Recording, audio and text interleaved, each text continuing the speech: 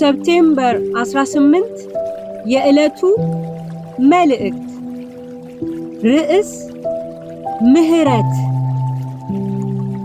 ምህረትን እወዳለሁ መስዋዕትንም አይደለም ያለውን ምን እንደሆነ ብታውቁስ ኃጢአት የሌለባቸውን ባልኮነናችሁም ነበር። የማቴዎስ ወንጌል ምዕራፍ 12 ቁጥር 7። በሃይማኖት ውስጥ ላለ ሰው መስዋዕት ምን ማለት እንደሆነ ጠንቅቆ ይገባዋል። መስዋዕት ማቅረብ መንፈሳዊ ተግባሩም ስለሆነ ለመስዋዕት የሚሰጠው ስፍራ ላቅ ያለ ነው።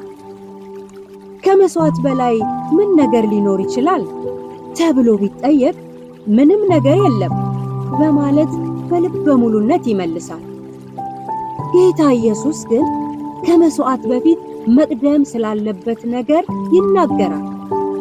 ይኸውም ምህረትን ማድረግ ነው። ፈሪሳውያን ለሕግ ከመቅናታቸው የተነሳ የጌታ ደቀ መዛሙርት በሰንበት እሸት ቀጥፈው መብላታቸውን ተቃወሙ።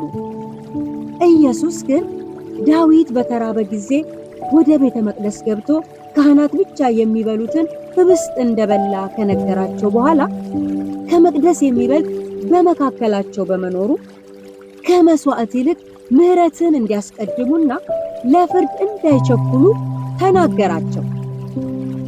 ዛሬም ከምህረት ይልቅ አገልግሎትና መሰል መንፈሳዊ ተግባራትን በማከናወን ላይ ደፋ ቀና ስንል ይታያል። እግዚአብሔር ግን አስቀድመን ምህረት እንድናደርግ ይፈልጋል።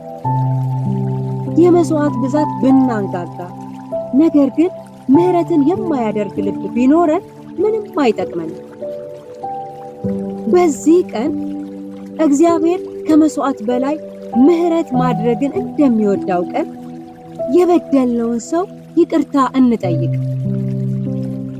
የእኛ ይቅርታ ለሚያስፈልጋቸው ደግሞ ይቅርታን እንስጥ። ይህን ስናደርግ እግዚአብሔር ይደሰታል፣ ይወዳል። ምህረት